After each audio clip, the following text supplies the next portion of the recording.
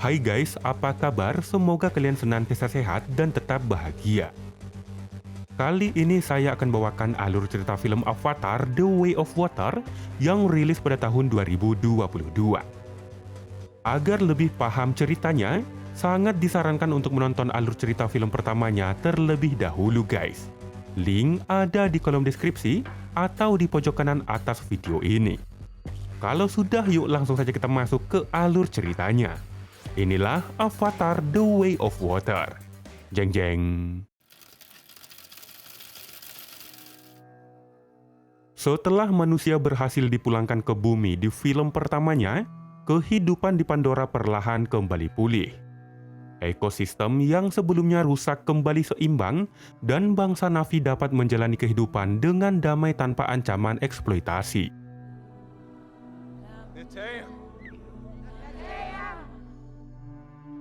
Di tengah kedamaian tersebut, Jack Sully dan Neytiri menjalani kehidupan sebagai pemimpin bangsa Na'vi dari klan Omaticaya.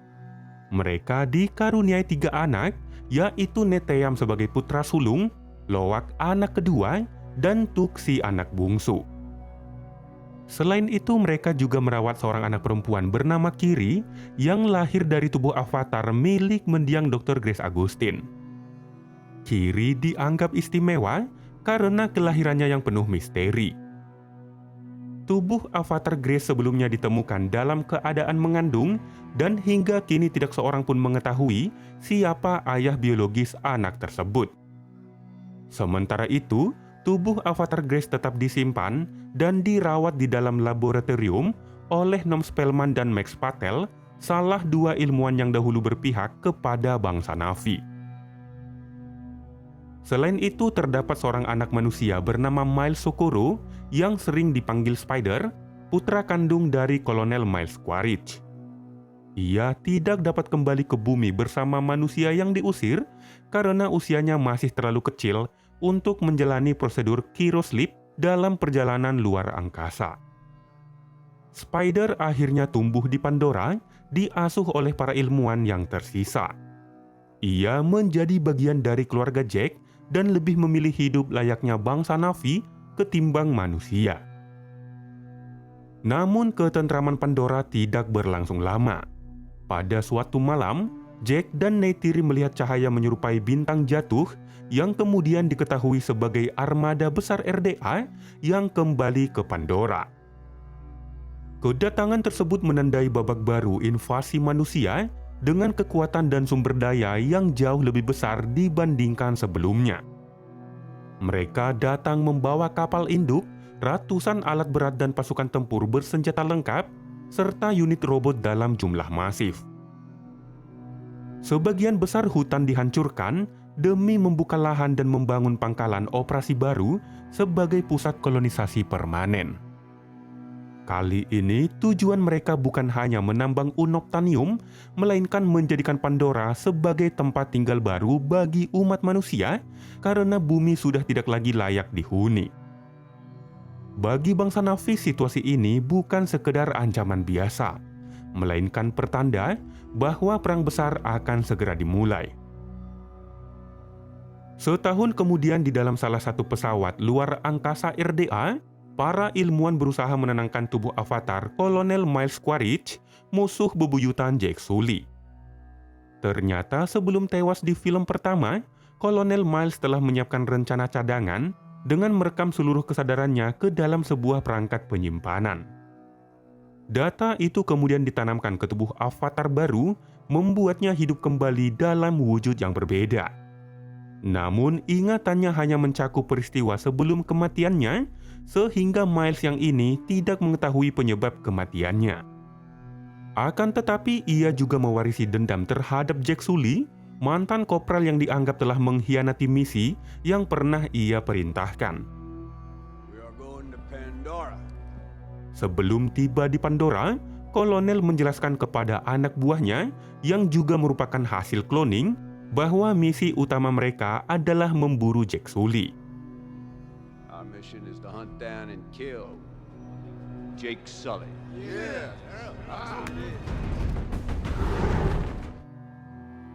Di sisi lain, Jack bersama para pejuang Na'vi terbang menunggangi Ikran untuk menyerang kereta RDA yang membawa pasokan senjata. Dalam operasi itu, Loak yang seharusnya tetap mengawasi dari udara bersama Neteyam justru nekat turun ke medan pertempuran sehingga sang kakak terpaksa ikut melindunginya. Namun kecerobohan itu berubah menjadi petaka. Tak lama kemudian, salah satu pesawat tempur RDA datang menyerang sehingga Neteyam terpental akibat ledakan bom. Beruntung ia masih selamat dan hanya mengalami luka ringan. Meskipun begitu, kejadian tersebut tetap membuat Jack marah. What are you doing here, boy? What the hell were you thinking? Sorry, sir. Sesampainya di benteng pertahanan Omaticaya, Jack langsung memerahi Neteyam dan Loak karena mengabaikan perintah. Dan sebagai hukuman, Loak dilarang mengendarai Ikran untuk sementara waktu. Malam harinya Neytiri mengingatkan Jack bahwa anak-anak mereka bukan sekedar prajurit, melainkan darah daging mereka sendiri. Mendengar itu, Jack akhirnya mengakui bahwa sikap kerasnya muncul dari ketakutan tersembunyi. Ketika melihat Neteyam terkena ledakan, ia sempat merasa kehilangan putra sulungnya. Sejak kejadian itulah, rasa khawatir akan keselamatan anak-anaknya selalu terbayang di pikirannya. Di sisi lain, Kolonel Miles dan anak buahnya tiba di Pandora dan mendarat di pangkalan utama RDA Bridgegate Head City. Di sana mereka bertemu Jenderal Francis Atmore, Komandan Operasi RDA, yang menegaskan bahwa tujuan mereka adalah menjinakkan Pandora sebagai rumah baru bagi umat manusia. Namun sebelum rencana itu terwujud, mereka harus lebih dulu menghentikan Jack Sully yang belakangan ini memimpin serangan gerilya semakin agresif. Untuk itulah, Atmore menugaskan Miles menyusup ke hutan dan memburu Jack Sully.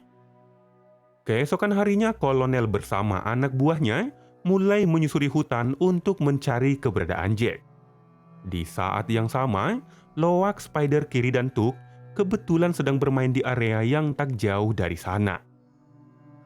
Ketika yang lain asik bermain, Kiri malah ketiduran karena mungkin semalam bergadang main FF. Terlihat rerumputan di sekelilingnya tampak bergerak mengikuti detak jantungnya. Sementara itu, Miles menemukan lokasi bekas pertarungan lamanya ketika melawan Jack dan Neytiri.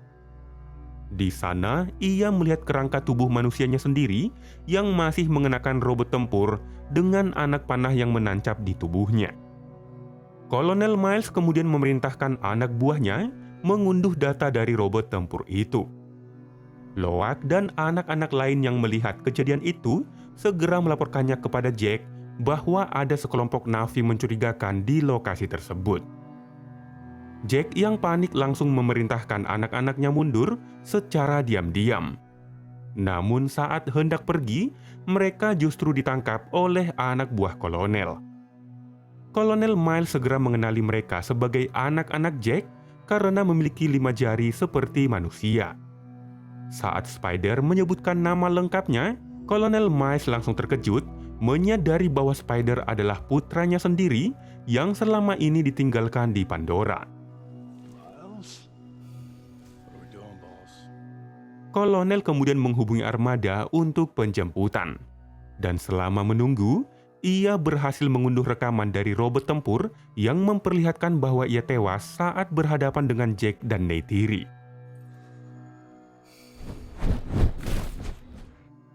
Sesampainya di lokasi, Jack memerintahkan Neteyam menjaga Ikran mereka, sementara dirinya dan Neytiri pergi menyelamatkan anak-anak. Setelah itu, Neytiri menghabisi anak buah Miles dengan tembakan panah, sementara Jack menyerang menggunakan kapak. Di tengah pertempuran itu, salah satu anak buah Miles membidik Neytiri yang bersembunyi di balik pohon. Namun Neteyam segera menghabisi anak buah kolonel tersebut. Ketika anak-anak berhasil melarikan diri, kolonel menembakkan alat peledak yang membuat Spider terjatuh ke dalam jurang. Ia pun ditangkap dan dibawa pergi dengan pesawat yang baru saja tiba. Jack dan yang lainnya sangat sedih terutama Kiri yang khawatir pada sahabatnya itu. Namun Jack menenangkan Kiri, meyakinkan bahwa Spider adalah anak yang tangguh dan pasti mampu bertahan. We're all gonna be okay. He's completely feral. Where is Jake Sully? I don't know. Sesampainya di markas RDA, Spider dikurung dan diinterogasi dengan alat canggih untuk memaksa memberitahu lokasi persembunyian Jack. Namun Spider tidak menjawab meskipun interogasi itu menyakitkan. Kolonel yang tak tahan akhirnya menghentikan interogasi dan meminta izin Jenderal Atmore untuk mendekati Spider dengan cara yang lebih manusiawi. Miles kemudian berbicara jujur bahwa dirinya bukanlah ayah biologi Spider, meski tetap membawa ingatan dan kesadaran sang ayah. Ia juga menyadari bahwa Miles yang lama bukanlah ayah yang baik, namun ia berjanji tidak akan menyakiti Spider dan akan berusaha melindunginya. Mendengar itu, Spider akhirnya luluh dan mulai sedikit membuka diri. Malam harinya di benteng Omaticaya, Jack dan Neytiri berdebat karena Jack berencana membawa seluruh keluarganya pergi. Ia menyadari bahwa Spider sudah mengetahui hampir semua detail markas dan kelemahan mereka, sehingga klan Omaticaya akan terancam karena kolonel pasti akan terus memburunya. Berdasarkan pertimbangan itu, Jack akhirnya mengambil keputusan berat dengan menyerahkan kepemimpinan kepada salah satu prajurit kepercayaannya. Setelah itu, ia membawa seluruh keluarganya meninggalkan klan Omaticaya. Setelah menempuh perjalanan panjang melintasi Samudra Pandora, Jack dan keluarganya akhirnya tiba di pesisir timur. Mereka mendarat di desa Awatlu, kampung bangsa Na'vi dari klan Metkayina. Berbeda dengan klan Omaticaya yang hidup di hutan, klan Metkayina telah beradaptasi dan hidup di lautan selama berabad-abad. Tubuh mereka lebih lebar dengan ekor menyerupai ikan, memungkinkan berenang cepat dan bertahan lama di dalam air. Jack dan keluarganya menghadap pemimpin klan Metkayina bernama Tonowari beserta istrinya Ronald untuk memohon uturu. Dalam budaya Na'vi, uturu adalah kode etik sakral yang mewajibkan klan penerima memberikan perlindungan bagi tamu ataupun pengungsi. Why do you come to us, Sheikh Sulu? We seek Uturu. Uturu. Tradisi ini sangat dihormati dan pantang ditolak, di mana klan yang didatangi memikul tanggung jawab atas keselamatan siapapun yang meminta uturu. Awalnya Ronald menolak karena khawatir anak-anak Jack yang memiliki darah manusia akan membawa petaka. Neytiri pun membela keluarganya, menegaskan bahwa mereka sudah sepenuhnya menjadi bagian dari bangsa Na'vi dan bahwa Jack adalah Toruk Makto, gelar yang dihormati di seluruh Pandora. Setelah berunding, Tonowari memutuskan menerima Jack dan keluarganya dan meminta kedua anaknya Aonung dan Sirea untuk mengajari anak-anak Jack beradaptasi dengan kehidupan laut. Setelah itu Jack dan keluarganya diantar ke tempat tinggal barunya. Di sana, Jack berpesan agar anak-anaknya belajar dengan sungguh-sungguh dan tidak membuat masalah. Don't cause trouble. Got it? Yes, sir. Keesokan harinya Sirea mengajak anak-anak Jack untuk mulai menjelajahi terumbu karang. Ia mengajarkan mereka berkomunikasi dengan makhluk laut lewat bahasa isyarat. Mereka juga diperkenalkan kepada Ilu, hewan laut yang menjadi tunggangan utama klan Metkayina yang bisa terhubung melalui saraf di ujung rambut seperti hewan di darat. Sementara itu, Tonowari mengajarkan Jack cara mengendalikan surak, makhluk mirip ikan aligator yang bisa terbang dan menyelam. Awalnya Jack berhasil terhubung dan mampu mengendalikan surak dengan pikirannya. Namun ia beberapa kali terjatuh karena kesulitan menjaga keseimbangan. Di sisi lain, Kolonel Miles dan anak buahnya membawa Spider ke hutan untuk mempelajari cara hidup dan bahasa Na'vi. Spider bahkan mengajarkan mereka cara mendapatkan ikran agar bisa mengendarai makhluk terbang seperti klan Omaticaya. Saat proses pemilihan ikran, kolonel kewalahan dan sempat jatuh ke dalam jurang.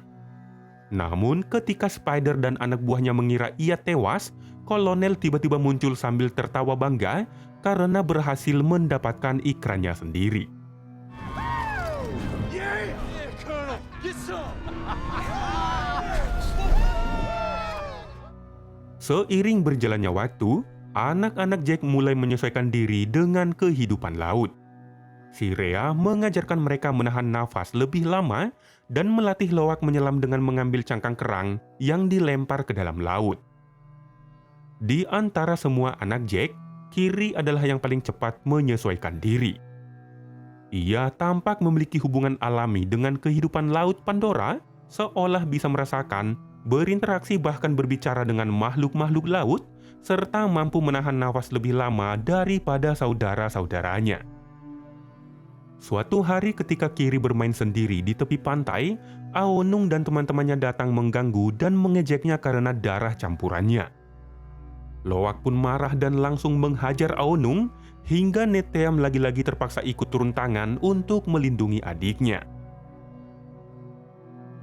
Setelah perkelahian itu, Jack memarahi Loak dan menyuruhnya meminta maaf kepada Aonung, mengingat Aonung adalah putra kepala suku.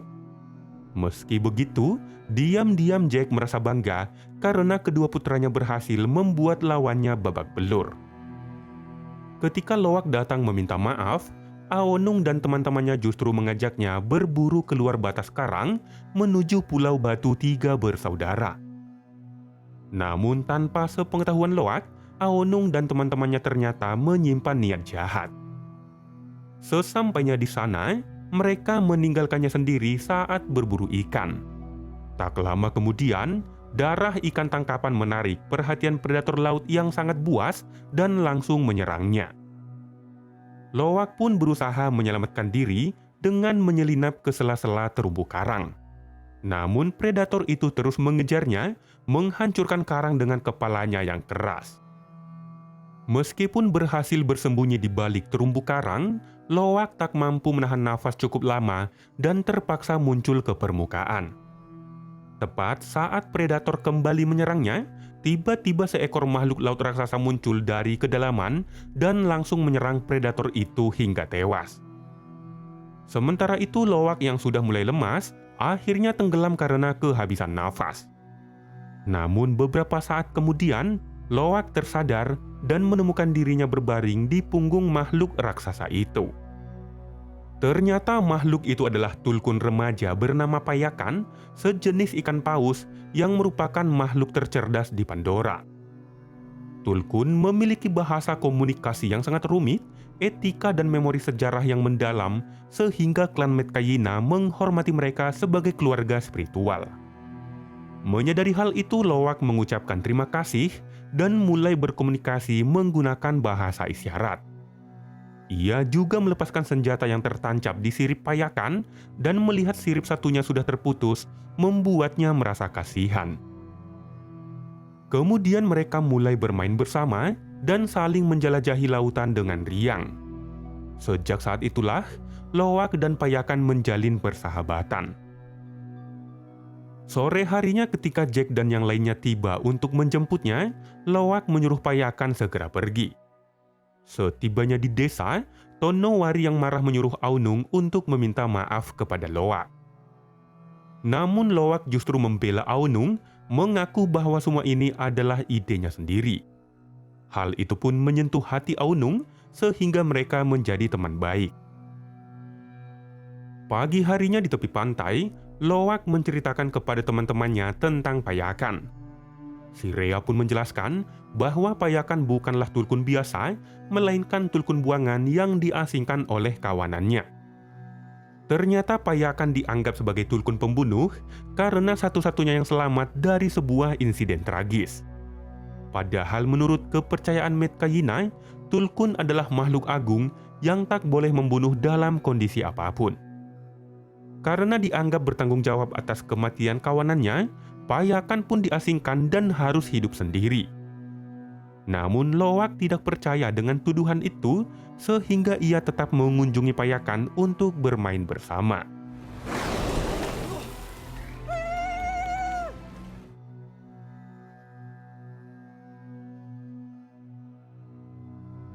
Kemudian pada suatu hari Serea dan anak-anak lain mengintip Loak yang sedang bermain dengan payakan.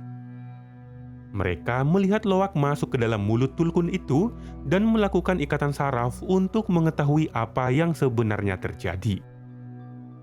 Melalui ikatan itu, Loak melihat ingatan payakan saat manusia memburu Tulkun. Dalam tragedi itu, ibu payakan tewas oleh para pemburu. Payakan kemudian mengerahkan para pemuda Metkayina untuk membalas kematian ibunya. Namun usahanya gagal, malah membuat banyak pemuda tewas dan ia kehilangan salah satu siripnya. Tindakannya juga dianggap melanggar prinsip suci Tulkun yang menolak kekerasan dalam keadaan apapun. Sejak saat itulah, payakan diasingkan dan harus menjalani hidup sendirian, terpisah dari kaumnya. Setelah mengetahui kenyataan tersebut, Loak turut merasakan kesedihan yang mendalam, menyadari betapa beratnya kehidupan yang telah dijalani sahabatnya itu. Loak pun memeluknya, seolah mengatakan bahwa sekarang ia tidak akan sendiri lagi. Loak kemudian menceritakan bahwa mereka memiliki nasib yang sama. Ia juga sering merasa terasing di tengah keluarganya sendiri, kerap dipandang sebagai pembuat masalah, dan berbeda dari saudara-saudaranya, terutama karena sifatnya yang dianggap sulit memenuhi harapan ayahnya. Setelah kembali ke desa, Loak dihadapkan kepada Tonowari yang murka karena ia memiliki ikatan dengan payakan. Loak berusaha menjelaskan apa yang sebenarnya terjadi, serta menegaskan bahwa payakanlah yang telah menyelamatkan nyawanya. Namun sikapnya yang tetap membela payakan membuatnya dianggap sebagai anak pembangkang.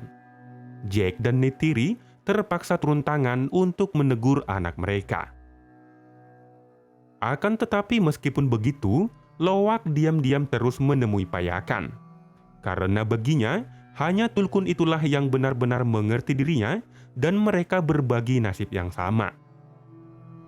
Di hari lain ketika Loak bermain dengan payakan, si Rhea mengajak anak-anak Jack mengunjungi Teluk Leluhur. Lokasi ini merupakan pusat spiritual klan Metkayina, tempat pohon jiwa yang berada di bawah air. Kiri mencoba terhubung dengan pohon jiwa dan berhasil bertemu sosok ibunya, Dr. Grace. Namun ketika Kiri menanyakan tentang ayah kandungnya, Dr. Grace tiba-tiba tertarik dan Kiri langsung kejang-kejang tak sadarkan diri. Come on! Is she bleeding? Let's go! Let's move! Sesampainya di desa, Jack segera memanggil Nom dan Max, para ilmuwan, untuk memeriksa kondisi Kiri. Ia menjelaskan bahwa belakangan ini Kiri mengaku bisa merasakan Ewa sebelum akhirnya pingsan. Nom menduga Kiri mungkin mengalami epilepsi dan sebaiknya tidak lagi berinteraksi dengan pohon jiwa. Namun karena upaya itu tidak membuahkan hasil, Neytiri pun mengusir mereka. Neytiri lalu meminta bantuan Ronald yang merupakan sahik atau pemimpin spiritual untuk menangani Kiri. Berkat ritual penyembuhan yang dilakukan Ronald, Kiri akhirnya sadar kembali.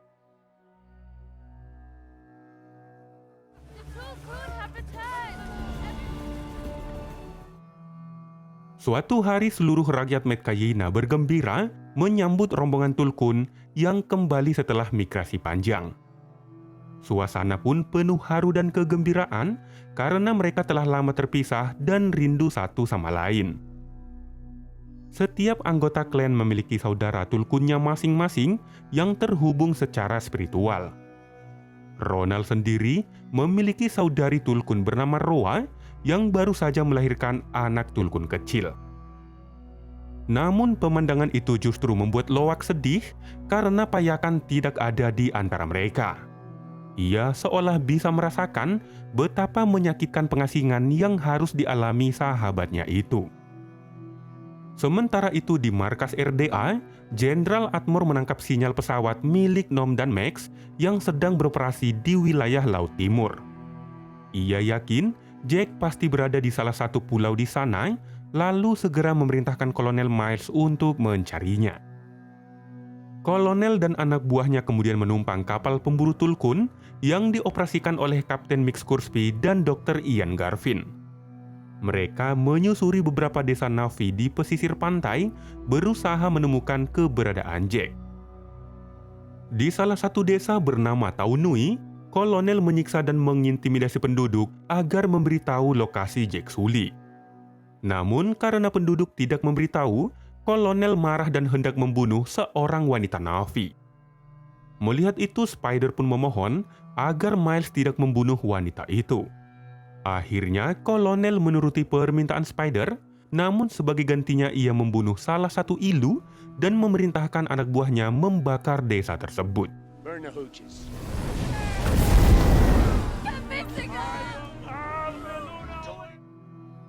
Setelah mendengar kabar itu, Tonowari memberitahu Jack bahwa sebelumnya ia telah memerintahkan setiap desa di Laut Timur untuk merahasiakan keberadaan Jack Sully. Namun, upaya itu justru berakhir tragis ketika kelompok orang langit yang mencari Jack membakar desa Taunui. Mendengar itu, Jack dan Neytiri merasa bersalah karena kehadiran mereka telah membawa bencana bagi klan Metkayina. Neytiri pun sempat ingin pergi menyerang, namun Jack menahannya dan akan menyusun rencana terlebih dahulu. Menyadari cara ini tidak efektif untuk menemukan Jack, kolonel pun mengganti strateginya. Ia memerintahkan Scoresby untuk mulai berburu Tulkun di lautan terbuka demi memancing Na'vi termasuk Jack agar keluar dari persembunyiannya. Setelah menemukan kawanan Tulkun, para pemburu langsung melemparkan bom sensor ekolokasi untuk memancing mereka ke permukaan. Kemudian mereka menggunakan senjata gelombang suara untuk memisahkan induk Tulkun dari kawanannya. Induk Tulkun yang terpisah lalu ditembaki dengan kantong udara untuk memaksanya tetap mengapung di permukaan. Setelah itu, ditembak lagi dengan tombak peledak yang sangat mematikan yang membuat Tulkun menjerit kesakitan. Setelah induk Tulkun mengapung tak berdaya, para pemburu membunuhnya dan mengambil cairan dari otaknya yang disebut cairan Amrita. Cairan ini memiliki kandungan neuron yang sangat tinggi sehingga dapat dijadikan sebagai obat anti penuaan yang sangat ampuh. Satu induk Tulkun bisa menghasilkan 1 botol Amrita, sebuah cairan yang sangat berharga. Nilainya mencapai sekitar 80 juta dolar atau lebih dari 1 triliun rupiah, menjadikannya salah satu komoditas paling berharga di alam semesta. Setelah cairan diambil, Tulkun biasanya ditenggelamkan ke dasar laut. Namun kali ini kolonel memerintahkan agar bangkai itu tetap mengapung supaya bangsa Na'vi Metkayina bisa melihatnya. Ternyata Tulkun yang dibunuh itu adalah Roa, saudari Tulkunnya Ronald. Hal itu pun membuat Ronald menangis histeris, terlebih ketika melihat anak Roa juga ikut terbunuh dalam aksi keji para manusia. Kemarahan warga pun meledak dan mereka mulai menyalahkan Jack sebagai penyebab semua ini. Mereka berencana menyerang balik manusia, namun Jack segera menghentikan rencana itu. Jack menjelaskan bahwa senjata dan peralatan manusia terlalu kuat sehingga serangan itu hanya akan membuat warga mati sia-sia. Jack kemudian memperlihatkan alat pelacak yang diambil dari jasad Roa dan menyarankan agar para Tulkun menjauh untuk sementara karena siapapun yang terkena alat itu pasti akan diburu. Mendengar itu, Loak langsung bergegas untuk memperingatkan Payakan yang hidup menyendiri dan pasti tidak mendapat informasi tersebut. Neteyam mencoba melarangnya, menyarankan agar Loak berhenti membuat masalah yang sudah terlalu banyak. Namun Loak menjelaskan bahwa untuk saat ini, hanya dirinya lah yang bisa menyelamatkan Payakan. Dan meskipun semua orang menganggapnya sebagai pembuat masalah, hanya Payakanlah yang benar-benar mengerti dirinya. Sadar bahwa Loak tidak bisa dihentikan, akhirnya Neteyam dan anak-anak lainnya memutuskan untuk ikut menemaninya. Sesampainya di Pulau Batu Tiga bersaudara, mereka mendapati Payakan sudah terkena alat pelacak dari para pemburu. Loak segera menghubungi ayahnya melalui radio untuk meminta bantuan. Kemudian Jack segera memberitahu Tonowari bahwa anak-anak mereka dalam bahaya. Saat itu juga, mereka langsung berangkat bersama sejumlah pejuang Metkayina menuju Pulau Batu Tiga bersaudara. Sementara itu di lokasi perburuan, Kolonel Miles melihat anak-anak Jack berusaha melepaskan alat pelacak dari tubuh Payakan. Ia segera memerintahkan anak buahnya dan para pemburu untuk menghentikan perburuan Tulkun dan fokus mengejar para Na'vi tersebut. Setelah alat pelacak berhasil dilepaskan, anak-anak itu segera berpencar dan berusaha bersembunyi di antara vegetasi laut. Namun setelah kejar-kejaran sengit, Loak, Sirea, dan Tuk terkepung, lalu ditangkap dan diikat di atas kapal pemburu. Tak lama kemudian, Jack bersama pejuang klan Metkayina tiba di lokasi. Melalui radio, Kolonel Miles menyatakan bahwa anak-anak hanya akan selamat jika Jack datang menyerahkan diri. Tonowari sempat melarang dan menyarankan agar mereka langsung melancarkan serangan saja. Ronald pun kembali menyalahkan Jack atas situasi yang terjadi. Namun Jack menegaskan bahwa persoalan ini adalah tanggung jawabnya dan ia sendirilah yang akan mengakhirinya. Setelah itu, ia bergerak perlahan mendekati kapal tersebut. Sementara itu di bawah permukaan laut, Payakan melihat Loak terikat di atas kapal pemburu yang dahulu membunuh ibunya.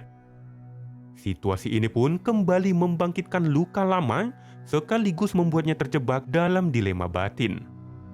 Di satu sisi ia ingin menyelamatkan sahabatnya, namun di sisi lain ia tidak ingin kembali melanggar prinsip Tulkun yang menolak kekerasan. Karena hal itu hanya akan menguatkan penilaian buruk terhadap dirinya sebagai tukul yang bandel dan pembangkang. Pergulatan itu membuatnya meluapkan amarah di dasar laut, menghantam dan merusak terumbu karang di sekelilingnya.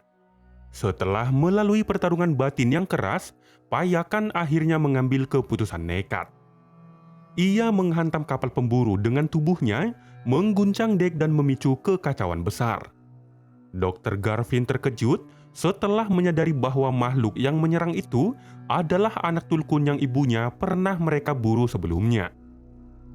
Saat itu juga Jack bersama pasukan Tonowari langsung melancarkan serangan bertubi-tubi kepada para manusia. Pertempuran besar pun terjadi.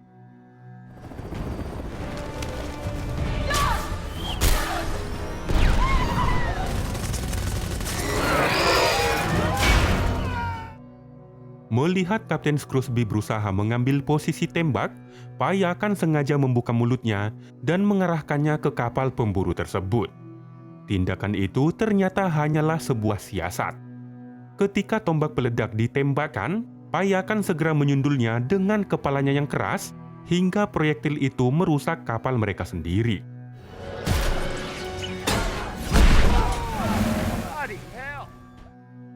Sementara itu di bawah laut, Kiri mengendalikan anemon laut untuk menyerang para pemburu. Tindakan itu membuat Aonung dan yang lainnya terheran karena kemampuan Kiri yang melampaui Na'vi pada umumnya. Neytiri yang terus memanah mulai terdesak ketika Kolonel Miles mengejarnya sambil memberondong dengan tembakan. Beruntung Jack segera menyerang dari dalam air hingga Kolonel terjatuh dan terpisah dari ikrannya.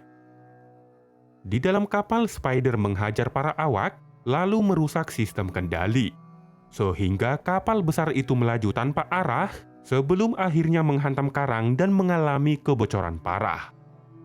Kapten Scrosby yang masih bertahan di medan tempur terus berusaha membidik Payakan dari kapal pemburunya. Melihat itu, Payakan dengan sengaja memperlihatkan bagian tubuhnya yang tampak rentan seolah memberi celah untuk diserang. Namun langkah tersebut hanyalah umpan yang menunjukkan kecerdasannya membaca situasi. Ketika tembakan dilepaskan, Payakan segera mengelak lalu mengaitkan tali seling tombak itu di kepalanya. Sambil membawa tali tersebut, Payakan melompat dan melilitkannya ke kapal pemburu sebelum menariknya dengan kekuatan penuh hingga kapal itu hancur. Dalam kekacauan itu, salah satu lengan Kapten Scrosby terputus, seolah menjadi balasan atas sirip Payakan yang terputus. Di tengah pertempuran itu, Neteyam naik ke atas kapal dan berhasil membebaskan Loak, Sirea, serta Tuk.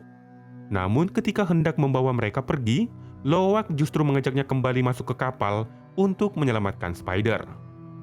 Setelah menemukan Spider, mereka melumpuhkan beberapa pasukan manusia lalu berusaha melarikan diri bersama. Namun saat hendak keluar, pasukan Kolonel Miles melepaskan tembakan dan salah satunya mengenai Neteyam. I'm shot. Shit! Dalam kondisi terluka parah, Neteyam dibawa pergi oleh Loak dan Spider dengan bantuan Ilu yang ditunggangi Shreya. Mereka segera membawanya kepada Jack dan Neytiri untuk mendapatkan pertolongan. Melihat luka itu sangat parah, ketakutan yang selama ini menghantui Jack akhirnya menjadi kenyataan. Dalam kondisi lemah dan menahan rasa sakit, Neteyam hanya sempat menyampaikan bahwa ia ingin pulang. Tak lama kemudian ia tewas di hadapan keluarganya, meninggalkan duka yang begitu dalam. Loak sangat menyesal karena sosok kakak yang selama ini selalu melindungi dan menjadi penopang bagi adik-adiknya, kini telah pergi untuk selamanya. No. Neteyam! Ah! Oh, my son! My son! Oh. You hear me, Corporal? Namun di tengah kesedihan itu, Kolonel Miles kembali menghubungi Jack dan menyampaikan bahwa ia telah menyandra Kiri dan Tuk. Ia meminta Jack menyerahkan diri dan menukar dirinya dengan anak-anaknya. Meski hati mereka hancur, Jack dan Neytiri dipaksa untuk tetap berpikir rasional dan harus kembali bertempur demi menyelamatkan kedua putri mereka. Spider yang mengetahui lokasi penyanderaan segera memandu Jack menuju kapal tersebut. Sesampainya di dalam kapal, Jack membuat ledakan untuk menciptakan kekacauan. Setelah itu, ia mulai menyerang dan melumpuhkan satu persatu anak buah kolonel dengan kapak. Sementara itu, Neytiri yang dikuasai kombinasi amarah dan duka bertempur dengan sangat agresif, menjatuhkan para prajurit RDA tanpa ampun. Pemandangan itu membuat Spider ketakutan karena belum pernah melihat Neytiri semarah dan seganas itu sebelumnya.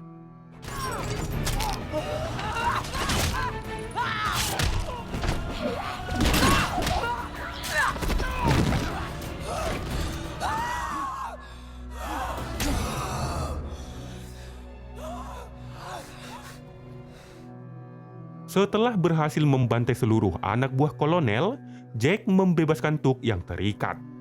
Kemudian kolonel muncul dari persembunyiannya sambil menyandra Kiri dengan pisau. Melihat itu, Neytiri langsung menangkap Spider dan menjadikannya sandera untuk mengancam kolonel. Kolonel pun tidak peduli, menegaskan bahwa ia hanya ingin menyelesaikan misinya. Namun ketika menyadari Neytiri enggak main-main, ia pun akhirnya melepaskan Kiri.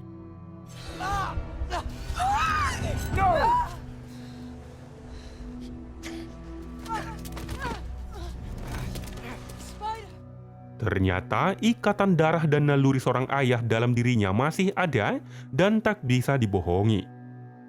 Setelah itu, Jack segera menyuruh Spider membawa Kiri dan Tuk pergi. Namun ketika mereka hendak meninggalkan kapal, kolonel mengancam bahwa selama ia masih hidup, ia akan terus memburu mereka. Mengetahui bahwa dendam pribadi kolonel atas pengkhianatan Jack di film pertama masih membara, Jack memutuskan untuk mengakhiri perselisihan itu sekarang juga. Keduanya pun kembali bertarung sengit di kapal yang semakin miring dan mulai tenggelam. Sementara itu, Neytiri dan yang lainnya terjebak oleh kobaran api, memaksa mereka kembali ke kapal. Setibanya di kapal, Tuk malah terseret arus melalui pintu, membuat Neytiri langsung mengejarnya.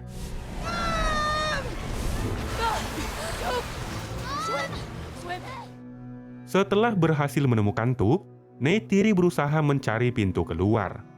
Namun mereka justru terjebak dan tidak bisa kemana-mana. Di sisi lain, Jack dan kolonel masih bertarung sengit hingga kapal akhirnya tenggelam ke dasar laut. Jack nyaris tewas ketika kolonel mencekik dengan kakinya. Akan tetapi Jack berhasil membebaskan diri dan berbalik mencekik Kolonel Miles hingga tak berdaya lalu tenggelam. Setelah itu Jack juga tenggelam karena kelelahan dan kehabisan nafas. Neytiri yang terjebak bersama Tuk berusaha menenangkan putrinya agar tidak panik. Meski sebenarnya ia tahu bahwa mereka mungkin tidak akan selamat. Menyadari orang tua mereka masih terjebak di dalam kapal, Kiri, Loak, dan Spider segera menyelam kembali. Ketiganya berpencar untuk melakukan pencarian. Tak lama kemudian, Loak berhasil menemukan Jack yang sudah pingsan. Ia lalu membawanya mengambil nafas dari udara yang terperangkap di dalam kapal. Setelah itu mereka melanjutkan berenang ke permukaan. Tepat ketika Jack hampir kehabisan nafas, saat itulah Payakan muncul dan membantu mereka. Kiri yang mengendalikan kawanan ikan bercahaya berhasil menemukan keberadaan Neytiri dan Tuk, lalu menuntun mereka menuju permukaan. Sementara itu, Spider menemukan Kolonel Miles yang ternyata masih hidup. Meski awalnya tidak peduli karena kejahatan Kolonel, Spider akhirnya memutuskan untuk menolong dan membawanya ke permukaan. Sesampainya di permukaan, Kolonel Miles sempat mengajak Spider untuk ikut bersamanya. Namun Spider menolak dan memilih untuk kembali ke keluarga Jack karena ia merasa di sanalah rumahnya yang sesungguhnya. Setelah pertempuran berakhir, keluarga Jack berkumpul untuk mengikhlaskan kepergian Neteyam. Malam harinya di desa Awatlu, upacara pemakaman diadakan sesuai adat klan Metkayina. Seluruh penduduk turut merasakan duka mendalam atas kepergian Neteyam.